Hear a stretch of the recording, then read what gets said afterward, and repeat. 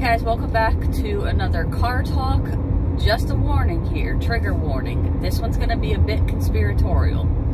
And to me, what other people call conspiracy is just taking the puzzle pieces, putting them together and seeing what the bigger picture is.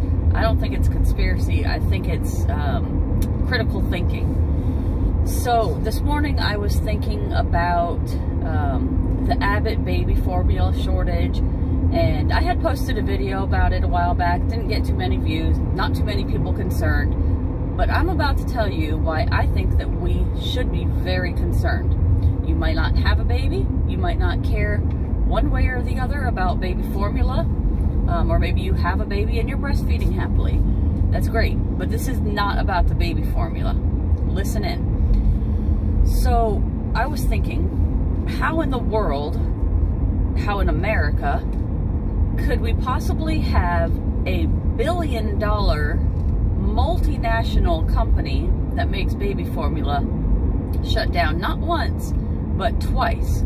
The first time due to contamination, which took them offline and off of production for months. And then as soon as they got back up and running, they're shut down again because of a little rainstorm. Apparently it flooded the plant. Like, this is some third world country and they can't figure out how to seal the plant properly, and some rain got to them and now they have to shut it down again. How in the world is this possible?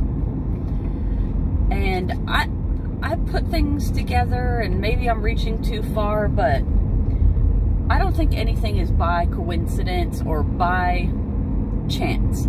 I think everything is interconnected, and for a reason, for the most part. Obviously, there are some things that are just a coincidence. But with everything else that's going on right now, this is the conclusion that I came to. Something told me this morning to look further into Abbott. Abbott is the company, the multi-billion-dollar multinational company that produces this baby formula. Something told me to look into them. And I started doing some research, and then something popped in my head, and I'm gonna leave a little thing up here for you to read, because I won't be able to say very many words here because the AI literally will throttle the video, and I want you guys to see this. So the same company that had all these troubles with production and can't seem to get their plant up and running with their billions of dollars of resources is somehow at the same time pouring money into research and test kits for the MP. We're going to call the pox the MP. So they can't seem to get their resources and their money straight to get this plant up and running to make baby food, but at the same time they're totally okay with creating all these test kits and pouring resources into making test kits for the MP. And they have partnered with the Pandemic Defense Team. It's up here in the little thing, you just got to read it. They've partnered up, and now they're making all these test kits. And what this makes me think is that they are getting a jump start on something that they know is going to be big. Billy Goats himself has told us that the next one will get our attention. You know, the first pandemic scared a lot of people, you know, got a lot of people worried, got a lot of people's attention, but not quite enough people apparently. They couldn't get everybody to fall in line. So, they've already threatened and talked about and prefaced the next one. And I have had this strong feeling since the very, very beginning, the beginning talks and the beginning news stories about the MP, that this is going to be the big one, the next one.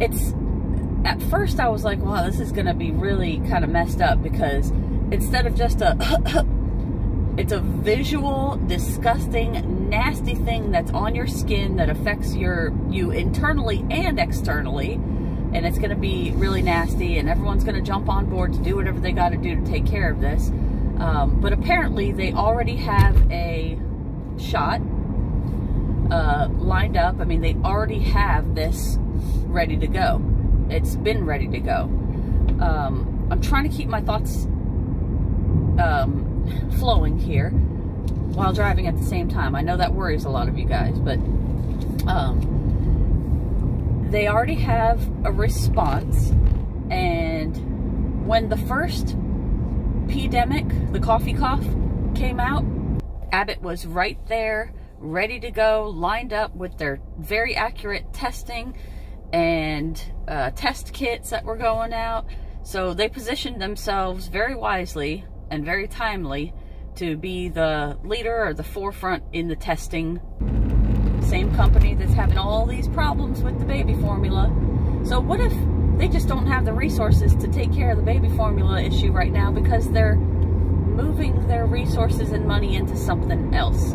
Something that's going to be global, something that's going to be huge, and that they want to position themselves somewhere that they can have the solution ready to roll out to the masses.